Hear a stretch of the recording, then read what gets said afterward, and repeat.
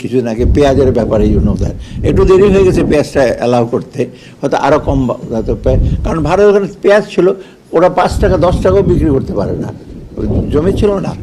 আমার এই যে ভারত থেকে যদি চাল না আনি, এখন আমি যদি ভিয়েতনাম থেকে আনতে যাই আরও 10 টাকা করে বেশি লাগবে। আমি এই জন্য ভারতে চটেতে ওখান থেকে আনবো না, আমরা এটা কম্পিটিটিভ প্রাইস। আমি এই চাচাকে বলতে চাই, আমাদের ভারতে পেঁয়াজের দাম 5 টাকা হোক বা 10 টাকা হোক, সেটা আমরা বুঝে নেবো। আমাদের যদি পেঁয়াজের দাম বেশি না হয়, আমরা পেঁয়াজ ফেলে দেবো, ঠিক আছে? তাও আমাদের বাংলাদেশকে পেঁয়াজ বা চাল এসব কিছু কিনতে হবে না। আর হ্যাঁ, বাংলাদেশের যদি এতই প্রবলেম হয়, তারা অন্য কেন্দ্র কিনতে পারে। যেমন ধরুন বলছে ভিয়েতনামের চালের দাম 10 টাকা বেশি, হ্যাঁ আপনি কিনুন। আর না হলে আপনি পাকিস্তান থেকে, চায়না থেকে, যেখান থেকে খুশি কিনুন, আমাদের এখান থেকে কেনার কোনো প্রয়োজন নেই। আর হ্যাঁ, আপনারা একটা কথা জানেন কি, বাংলাদেশ হলো কৃষি প্রধান দেশ, যেখানে চাষবাসটাই প্রধান। কিন্তু তা সত্ত্বেও বাংলাদেশে এই যেমন ধরুন চাল, পেঁয়াজ, সবজি এগুলো কম হচ্ছে কেন?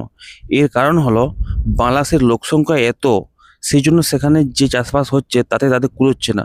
এই জন্য তাদেরকে বাইরের থেকে এইসব জিনিস কিনতে হচ্ছে।